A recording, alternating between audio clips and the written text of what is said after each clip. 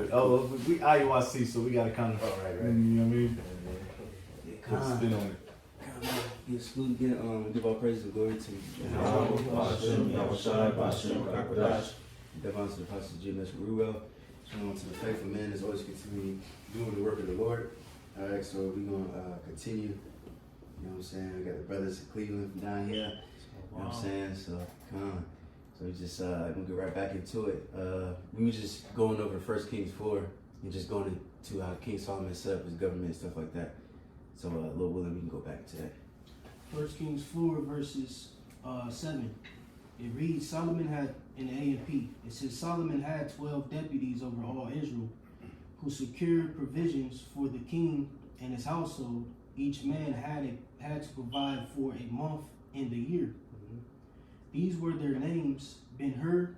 Right, and we can skip that because it goes just to their names. But we can skip down to verse 20. It's 1 Kings 4 verses 20. Stay in A and P. Mm-hmm.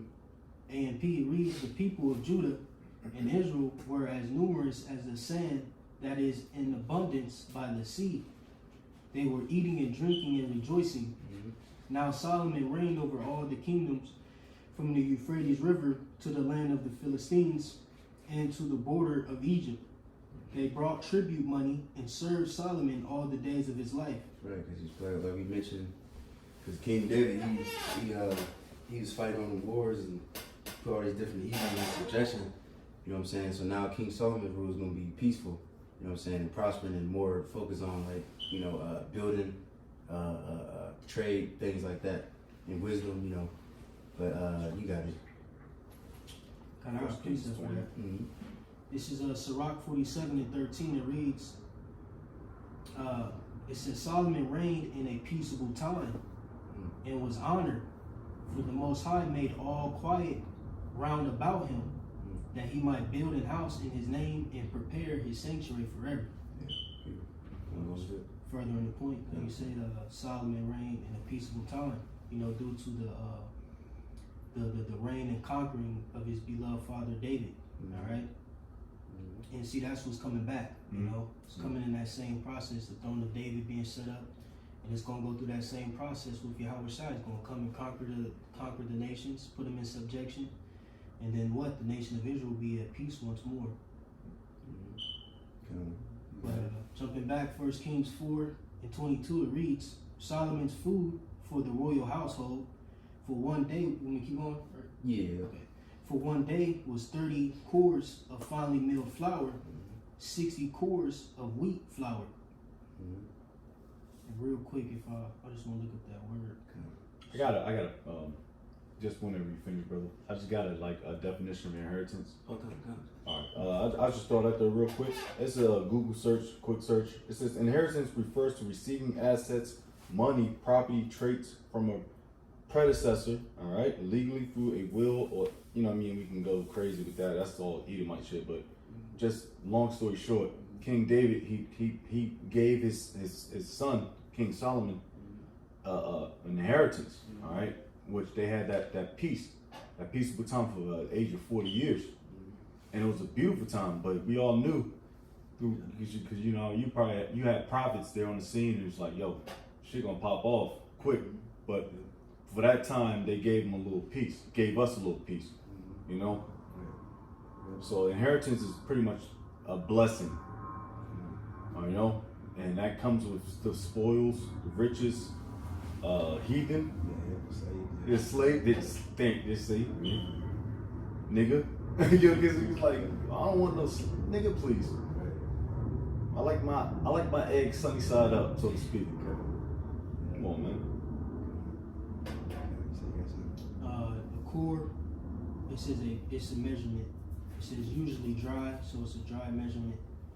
In some cases, it says a dry or liquid measure equal to 10 Fs or ephus or baths. Jake wanna look that up. On your own time, it doesn't matter. But a dry measure containing 6.25 bushels, a liquid measure of 58 gallons. Just to give you an idea how much he was receiving. according to the measurements of the ancient times. And the Strong's is properly a deep, round vessel. It says a core or measurement for things dry. That's pretty much it. So they, they had certain, I want to say dishes or, vessels with different measurements, that will have to be filled and sent to the king. Can somebody get Ecclesiastes 2 on a hold? We're going to read that after this. Continuing on, 1 Kings 4 and 23. It says 10 fat oxen, 20 pastured oxen, 100 sheep, not counting fallow deer, gazelles, roe, bucks, and fattened fowl. And real quick, all of this is true riches, like land, animals, like the wheat and all that things like that. These are all true riches. You see, like the brother said, heritage. That's real heritage. Yeah. Blessed, Yes, sir. You got it. Come on. In Reads 24 it says, for he was ruling over everything west of the Euphrates River, from Tifsah to Gaza, over all the kings west of the Euphrates River, and he had peace on all sides around him. Judah and Israel lived in security, every man under his vine and fig tree, in peace and prosperity, from Dan in the north to Beersheba in the south, during all the days of Solomon. Yeah. Peace, Jacob chilling. But you got it. Solomon also had 40,000 stalls of horses for his chariots and 12,000 horsemen.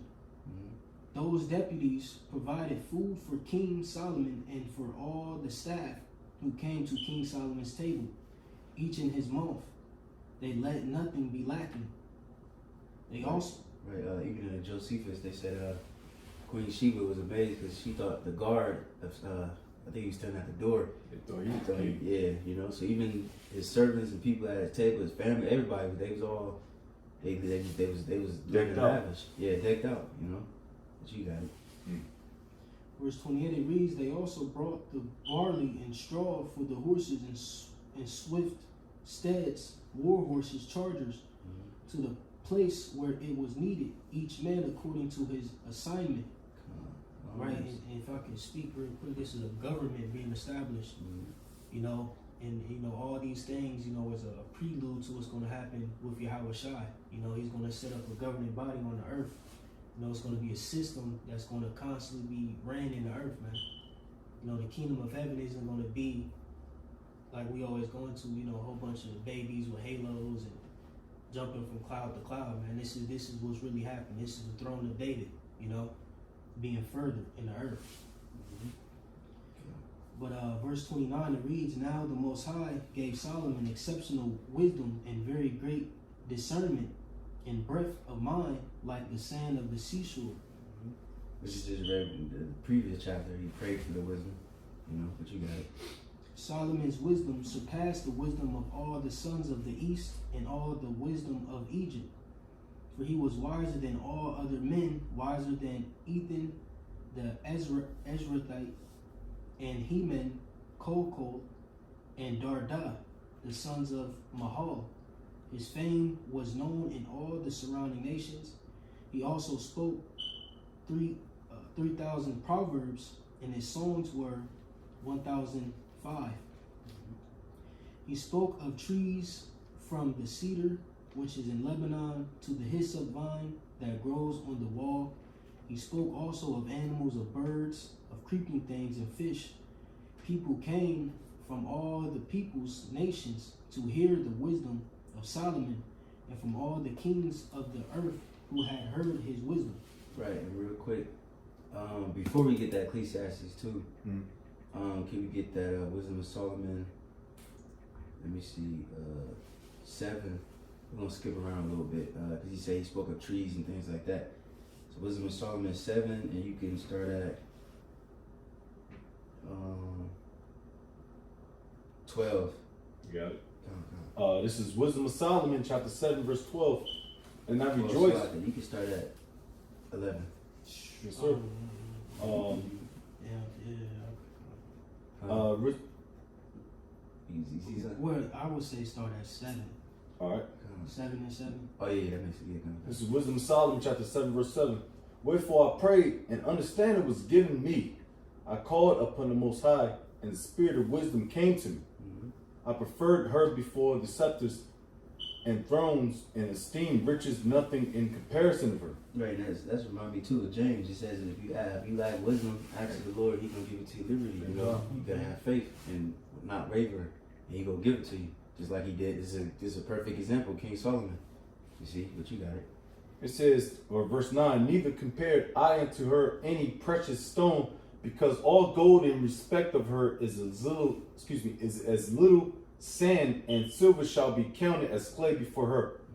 I love her above health and beauty, and chose to have her instead of light. For the light that cometh from her never goeth out. And that's wisdom. Because it's esteemed as a woman, it's beautiful. You know? Alright. Not you women. Alright, come on. But they can use that in, like, you know what I mean? The daughters is, yeah, you know what I'm talking about. Yeah. It says, verse 11, all good things together came to me with her, and innumerable riches in her hands. Which we see that then there's other scriptures going into with gold and silver, all things like that. I'm looking at it right now. Proverbs. You got it? Yep.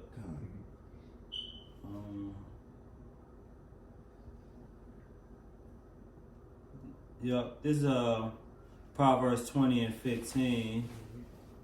It says, there is gold in a multitude of rubies, but the lips of knowledge are a precious jewel. So there you go. It's the wisdom and knowledge which become a precious jewel in the sight of the Lord. Really, this wisdom, understanding, and knowledge is like the key ingredient of serving the Lord. So when you have this understanding, wisdom, and knowledge, you know exactly where you're going. You're not led in darkness. You got a clear light at the end of the tunnel, because everything here in America is darkness, man, as it says in Job, man. A land of darkness, full of confusion. But when you enter into the Lord, when He come and sup with you, when He break bread with you with this understanding, wisdom, and knowledge through the men of the Lord, you ultimately going to see where you're going. It say for wisdom and knowledge, it's just the stability of that time and strength of salvation, man. I appreciate it. This is Proverbs 8 and 10. It says, receive my instruction and not silver, and knowledge rather than choice gold. For wisdom is better than rubies, and all the things that may be desired are not to be compared to it. It's further than the point. This wisdom, knowledge, understanding is the true riches. This is what makes you rich. Not, what I'm saying, the gold BBSs and, what I'm saying, the Mercedes and all that. This is what makes you truly rich. Like the brother was just alluding to the end times. This is what's going to carry us through those end times. What the scriptures say, riches profit not in the day of wrath. Going into those carnal riches. The true riches begin with the wisdom, knowledge, and understanding from the scriptures.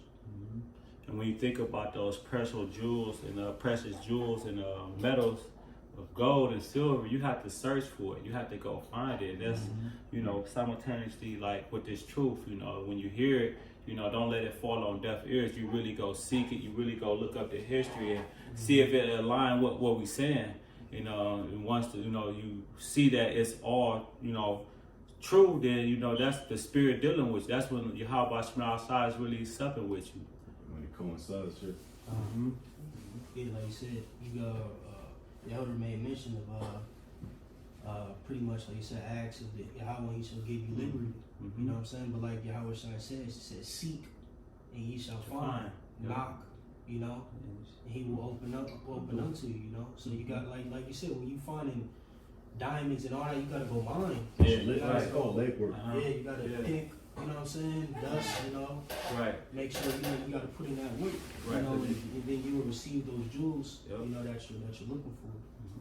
Yeah, but like in California, like when like the Northern tribe, they had like a lot of gold, what they call it, the gold rush and shit. Mm-hmm. And they have to like take it out the water, whatever, take out the impurities, then you get the gold. So it's like it's a whole process. Even like us, you know, we gotta what they call it, eat the meat, spit out the bones. You know what I mean? And then we gonna go, all right, this is the true wisdom, and this is bullshit. You know? Right.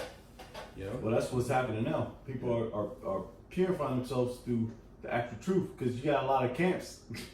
It's like they eating the bone, which that's the spirit. Because we talked about that earlier off camera.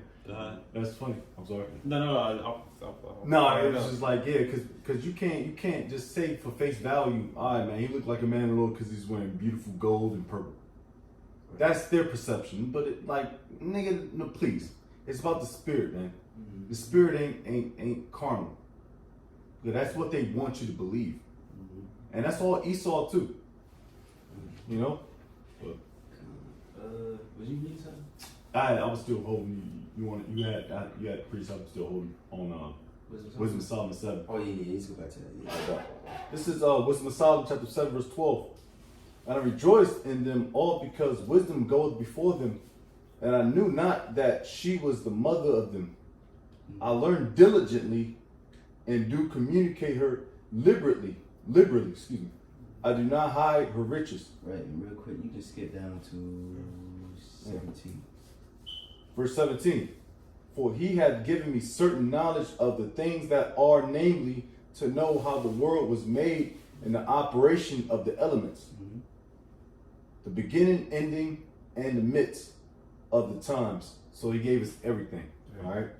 Yeah. The Old Testament, the Apocrypha, and, the New Testament, all right?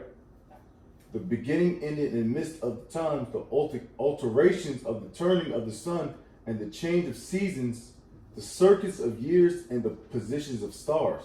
Good Lord. The natures of living creatures, and the furies of wild beasts, the violence of winds and the reasonings of men. Right, the reasonings of men. Because you read Ecclesiastes, Proverbs, stuff like that. You see, he knew the understanding and the reasonings of men. He knew wisdom, knowledge, discretion. Things like that. You know what I'm saying? And of course, in the kingdom, when we get those new bodies and the new understanding, not new understanding, it's like the understanding, the complete understanding, I should say. We're gonna fully understand. We're gonna fully understand animals and trees and all that. You know what I mean? Because through the spirit, Lord willing, we help create the earth and things like that. You see what you got here? Yes, sir.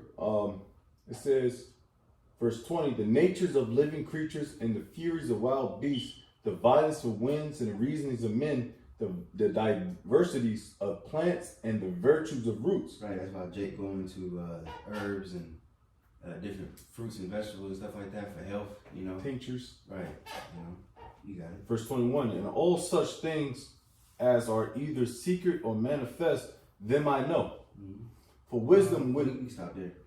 But then we can go there with Ecclesiastes 2 and 1. God, it's Ecclesiastes chapter 2, verse 1. Because going back to where it's going to all his riches and he got everything and monthly or yearly? What did you say? Monthly. Just going into that real quick. What you got? It say, I said in my heart, go to now, I will prove thee with mirth. Therefore enjoy pleasures, and behold, this also is vanity. I said of laughter, it is mad, and of mirth, what doeth it? I sought in my heart to give myself unto wine, yet acquainted my heart with wisdom, and to lay hold on folly, till I might see that what was that good for the sons of men, which they should do under the heaven all the days of their life. Right, so he enjoyed himself, but he said, acquainted my heart with wisdom. So he didn't just flourish like a nigga, you know how niggas do. Like niggas get rich and then they just spend all their money, buy mama a house, and then they go broke, whatever. But he was doing all that with wisdom, and this is what he found out. But you got it. It say, I made me great works. I built me houses. I planted me vineyards. I made me gardens and orchards. You're the kind of And I planted trees in them of all kind of fruits. I made me pools of water to water therewith the wood that bringeth forth trees. I got me servants and maidens, and had servants born in my house. Also I had great possessions of great and small cattle above all that were in Jerusalem before me. I gathered me also silver and gold and peculiar treasures of kings and of provinces. I got me men singers and women singers and the lights of the sons of men as musical instruments and that of all sorts. Right. Now, can you skip to 11? And then get pretty much like that. What was that movie? Welcome to America. You know, as soon as he woke up, people were playing instruments and stuff like that. Remember that scene? Yeah. But you know, he was living large. But right. No, I'm just agreeing with you. He's living large. Had a whole navy, you know, going out seeking different precious things of the earth, you know, bringing it back, you know, set up a beautiful temple, you know, just a lot of stuff. Solomon was flourishing. And then a dumb nigga went to New York, Right. America. Right. God, you skip to 11. This is his conclusion of all this. It's then I looked on all the works that my hands had wrought, and on the labor. Well, verse 11. It say, then I looked on all the works that my hands had wrought, and on the labor that I had labored to do, and behold, all was vanity and vexation of spirit, and there was no profit under the sun. Right, because vanity means worthless, you know, you got no substance, you know, all this shit is worthless, because the main, well, he's gonna say it, verse 12 and 13. It said, and I turned myself to behold wisdom and madness and folly, for what can the man do that cometh after the king, even that which have been already done? Right, so nobody can't outdo us, King Solomon, because he had the best, he was the richest. So nobody can't tell him no different. And this is the conclusion right here, verse 13. It said, then I saw that wisdom excelleth folly, as far as light excelleth darkness. Right, so that's the whole conclusion, you know, wisdom excelleth folly, and light excelleth darkness, you know, because the main thing, like when he was praying, he prayed for wisdom, and that's why the Lord chose it. And of course we know, too, that, you know, if you got to understand it, King Solomon came back as Yahweh Shai, you know what I'm saying? But now we can go back to that article. Jumping back in, it says Solomon, who inherited a strong monarchy, reigned for 40 years. His reputation as a monarch centered about his great wisdom. Chapter 3, his reorganization of the administrative bureaucracy and his building of the magnificent temple. Chapters 3 through 8. Though two sons of the prophet Nathan served Solomon, one as a court official and another as a priest, the prophetic movement apparently was little encouraged by the United Monarchy's third king. Solomon is perhaps one of the most overrated figures in the Old Testament. Right. So like this website, they go into like all history, so it's not, you know. So I guess that's why he said overrated. You know, it's not. He ain't really biased to the Bible. What you got? It says, in spite of his achievements in wisdom, construction, and commerce, he is recorded as having 1,000 wives and concubines, some of them merely guarantees of commercial treaties, to be sure, and as building a fleet of ships for a nearly landlocked Israel. To accommodate his desire for a seaport, he built the port of Ezion-Geber at the head of the Gulf of Aqaba and of the Red Sea. Right, and that's like pretty much like right next to Saudi Arabia. You know what I'm saying? So he had a port down there. You know what I'm saying? Where it's a lot of gold out there too. Yeah, come on. Yeah. Oh, yeah. You got it. It says, a son of the harem Solomon had little contact with the people of his realm, and he used many of them in labor battalions in his vast building program to the economic disadvantage of Israel. By fostering social discontent in such ventures, Solomon prepared the way for the disintegration of the United Kingdom and resurgence of the prophetic movement that reflected the indigenous covenant concept peculiar to Israel. Whereas David secured Israel's borders and property by military means, Solomon sought to extend Israel's influence through commercial treaties to secure diplomatic and commercial treaties. Solomon contracted marriage with various princesses who brought with them their native deities. This defection from the covenant of obligations to Yahweh is viewed by the Deuteronomic historian as a continuance of Israel's constant flirting with apostasy. Right, which means apostasy pretty much means you're going off, forsaking your religious ways. Because that's why the kingdom was split. King Solomon started showing favor to his different wives and building different altars to the other guys. So the Lord showed mercy to him though by letting the kingdom split after he passed, which Lord willing we're going to touch on. But you got it. It says, which had occurred under the judges in the beginning of a long process of internal religious and political disintegration under the monarchical system. Solomon's oppressive taxation and commercial expansion also brought about retaliation and rebellion. Kings, King Solomon's successors in the divided monarchy. After Solomon died, 922 BCE, he was succeeded by Rehoboam,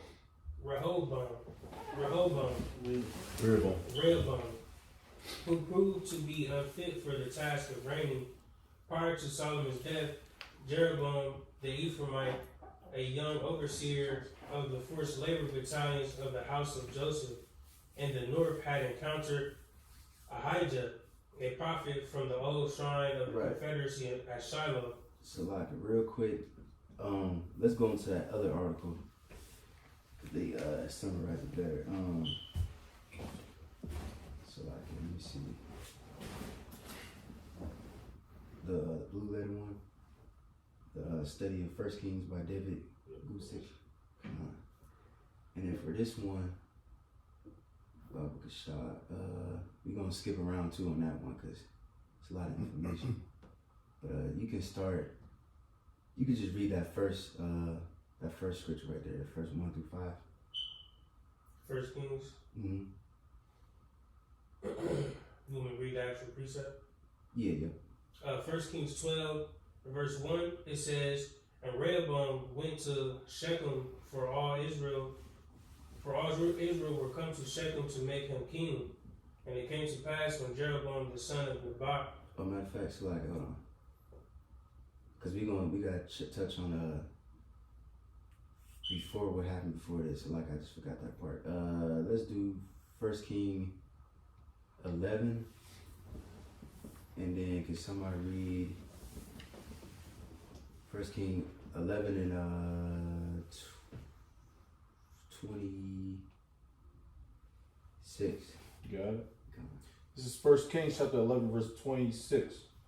And Jeroboam, the son of Nebat, an Ephrathite of Zereda, King Solomon's servant, whose mother name was Zeruiah, a widow woman, even he lifted up his hand against the king. And this was the cause that he lifted up his hand against the king, King Solomon, built Milo, and repaired the breaches of the city of King David his father. And the man Jeroboam was a mighty man of valor, and King Solomon, seeing the young man that he was industrious, he made him ruler over all the charge of the house of Joseph. And it came to pass at that time that when Jeroboam went out of Jerusalem, that prophet Ahijah the Shilonite found him in the way, and he had clad himself with a new garment, and they two were alone in the field. And Ahijah caught the new garment that was on him and rent it in 12 pieces. Right, because we did that POD a little while ago. The Lord do a lot of demonstrations in the scriptures, like what was it, Ezekiel telling him to wrap his face and don't mourn his wife's death. That's going to represent what's going to happen to Israel. What's another example? Hosea. Hosea. I said Hosea. Yeah, Hosea. Mm-hmm. About having the harlot Yeah. for a wife. You know, and this is another example. You know, he split his garments just to show the split that's about to happen to Israel. Jeremiah. Yep. Jeremiah. Come on, you got it. Verse 32. But he shall have one tribe for my servant King David's sake, and for Jerusalem's sake, and the city which I have chosen out of all the tribes of Israel, because that they have forsaken me, and have worshipped Ashtoreth, the goddess of Sidonians, Shemesh, the god of the Moabites, and Milcom, the god of the children of Ammon, and have not, those are the gooks. I had to throw that in there. And have not walked in my ways to do that which is right in mine eyes, and to keep my statutes and my judgments, as did King David his father. Mm-hmm. Howbeit, verse 34, howbeit, I would not take the whole kingdom out of his hand, but I would make him prince of the days of his life for King David my servant's sake, whom I chose because he kept my commandments and my statutes. Right, because King David, you know, he really didn't he went off as far as adultery, but he never really had all Israel tripping and worshiping other gods, you know what I'm saying? So the Lord have mercy upon King David and establish his kingdom forever. You see, but you got it. Mm-hmm. Verse 35. It says, but I will take the kingdom out of his son's hand, and I will give it unto thee, even 10 tribes. Right. And No. Come on. And then we could probably, let me see. Matter of fact, let's skip down to verse 40, because you know the 10 tribe, that's where you get Israel, then you got the rest, Judah. Mm-hmm. You know, that's why split. The southern tribe is known as Judah, and the northern tribe is known as Joseph Israel.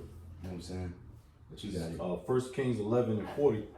King Solomon sought therefore to kill Jeroboam, and Jeroboam rose and fled into Egypt unto Shishak, king of Egypt, and was in Egypt until the death of King Solomon. Mm-hmm. Now, so that's just to show what happened before Rehoboam, you know what I'm saying? So now, Lord willing, we can get into that now.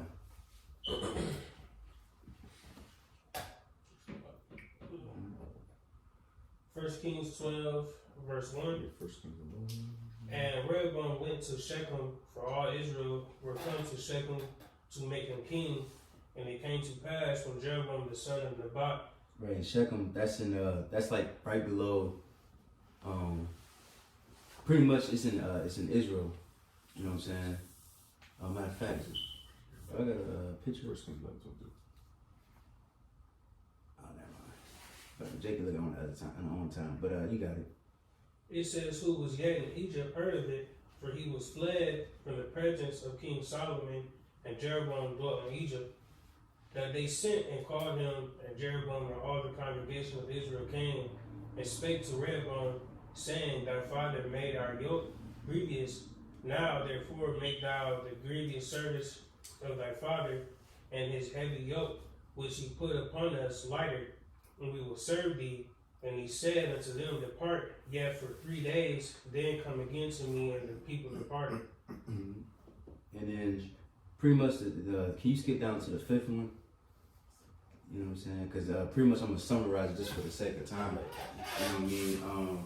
You know, Jake, the northern tribe. Yeah, at the bottom. There you go. The northern tribe, they was pretty much complaining about the heavy taxes, and then the men that served under King Solomon, he told them Rehoboam to pretty much lighten the taxes, and then you know they're gonna serve you.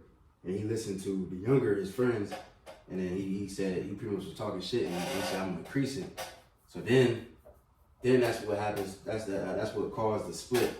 Because spiritually, what caused the split was King Solomon. He went off and worshiping having the other guys idols, but then literally the split happened because of this situation. So now we can skip to the 5th one. Who was reading from that last article? Was it the article or that was the scripture he was reading? Just now? Yeah. Yeah, it was. We just reading 1 Kings 12. All right. You want to get that 1 Kings 12:16? Yeah.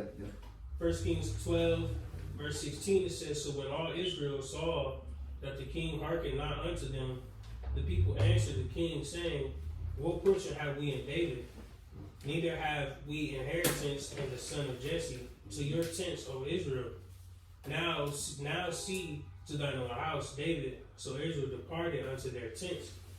But as for the children of Israel, which dwelt in the cities of Judah, Rehoboam reigned over them. Then King Rehoboam sent Adonam, who was over the tribute, and all Israel stoned him with stones, that he died. Therefore King Rehoboam made speed to get him up to his chariot to flee to Jerusalem. So Israel rebelled against the house of David unto this day. Come on. And now can you go to 6? 1 Kings 12, verse 20.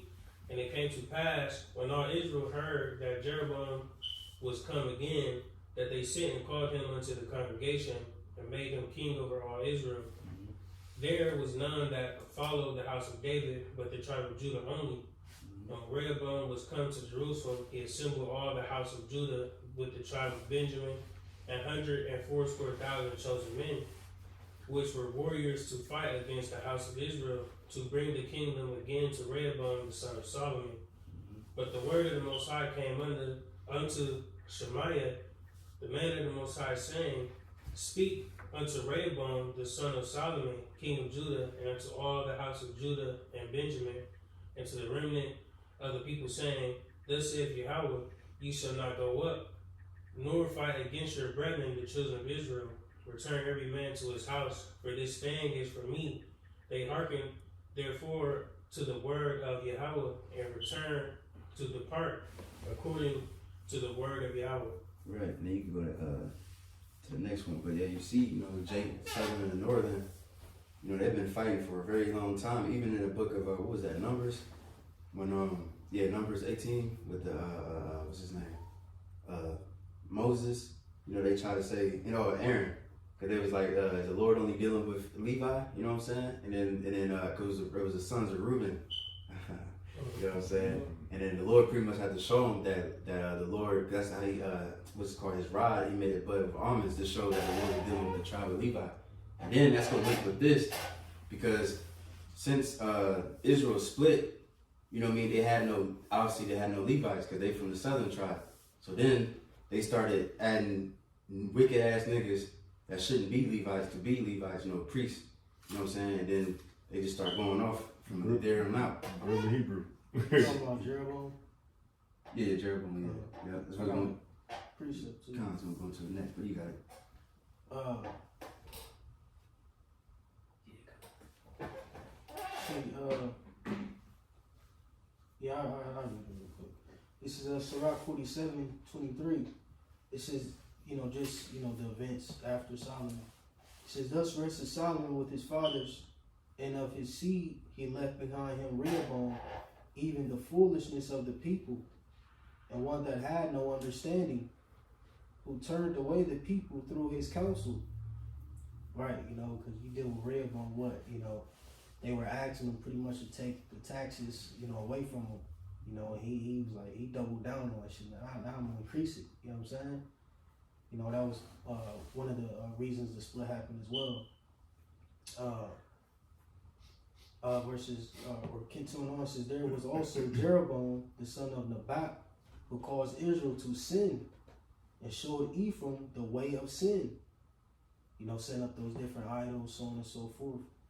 And their sins were multiplied exceedingly, that they were driven out of the land, and they sought out all wickedness till the vengeance came upon them. Right, dealing with the Syrians ultimately, how they got kicked out of Samaria, so on and so forth. What you got to Come, you got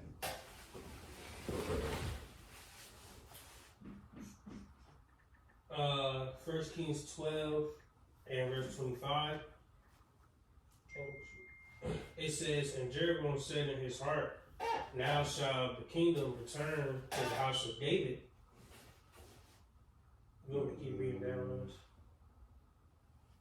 Yeah, keep going. It says, if this people go up to do sacrifice in the house of Yahweh at Jerusalem, then shall the heart of this people turn again unto their Lord, even unto Rehoboam king of Judah, and they shall kill me, and go again to Rehoboam king of Judah. Whereupon the king took counsel and made 2 calves of gold, and said unto them, It is too much for you to go up to Jerusalem. Behold, thy gods, O Israel, which brought thee up out of the land of Egypt. And he set the one in Bethel, and the other put he in Dan. Right, and I sent that picture just to show you those 2 cities. You know what I mean? Because you know you got to return to Jerusalem 3 times to observe the high holy days. Mm-hmm. You know what I'm saying? So he feared that, like, okay, if Israel go down there, then they're gonna probably start messing with the southern tribe again. So he decided to make 2 different altars in 2 different places, Dan in the north and what was it, Bethel in the south. So Jacob, the southern northern kingdom can just go there. You know what I'm saying? And there's the map right there.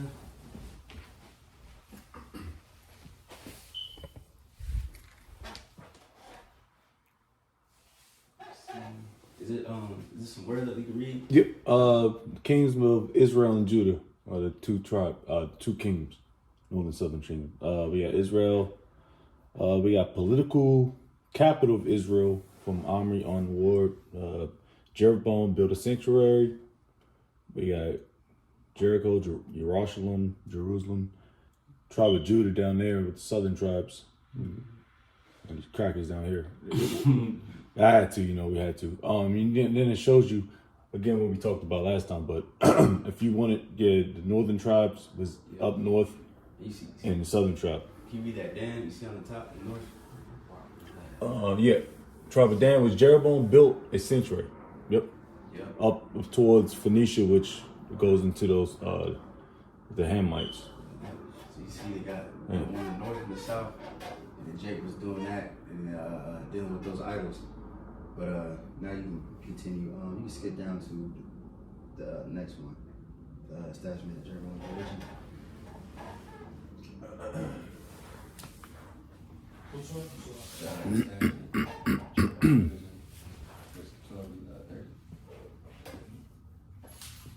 And that'll be the last one for that one.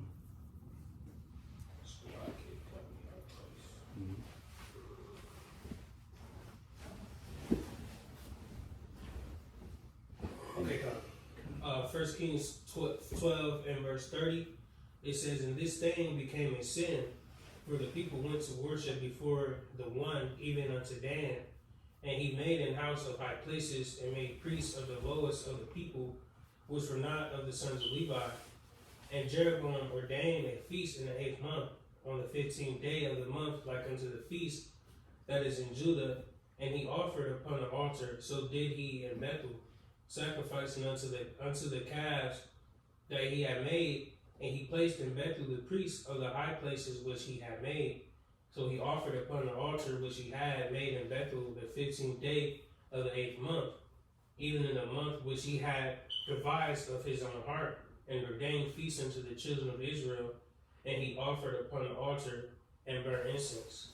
Right, and because Khan, so he even made himself a priest, you know what I mean? Then, like I said, if you go into it, you pretty much making other people that obviously wasn't supposed to be priests, you know what I'm saying? So he was going clean off, but we can just end it, because then we can go into the other kings in the next class, but we can just end it, get to the conclusion in 1 Kings 14, and then you can go to 27. I get it. Or 1 Kings 14. If you start at 29. It's 1 Kings 14 and verse 29, and it reads, Now the rest of the acts of Rehoboam and all that he did, are they not written in the book of the Chronicles of the Kings of Judah? And there was war between Rehoboam and Jeroboam all their days. Right, that's some curses, you know what I'm saying? Southern and northern brothers, y'all supposed to be brothers, but they was fighting this whole time. And it's gonna keep continuing on. You see, but you got it. It's saying Rehoboam slept with his fathers and was buried with his fathers in the city of David.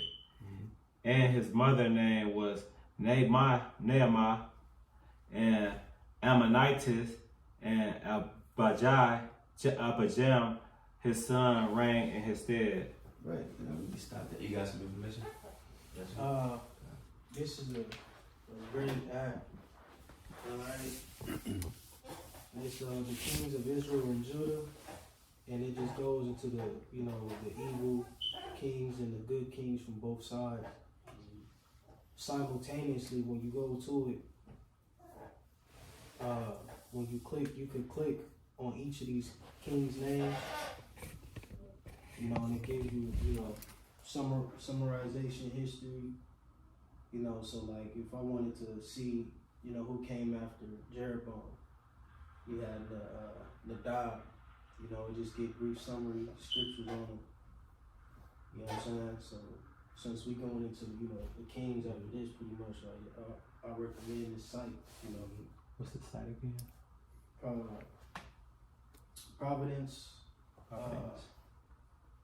providenceacademy.org. So it goes into the different kings, etc. Like I say, in Jeroboam, he got a list of history of his wickedness.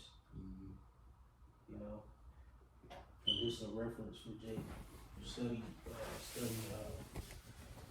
what's it called? Study attributes, so on and so forth. Well, this is what I use, It helps, it is. That's the information. Helps the repertoire. Beautiful. Anybody any other points before we close out? Yeah, Lord willing, that was pretty much the point, just going into King Solomon's rule and the split of Israel. And Lord willing, we're going to continue this, Lord willing, next week. So hopefully, Lord willing, brothers was edified. We give our praises and glory to Yahweh, Ba'ashem, Yahushai, Ba'ashem, Rakakodash. and the apostles of GMS, showing us to the faithful men continue doing the work of the Lord. So that we don't say shalom. Shalom, shalom. Shalom, Israel.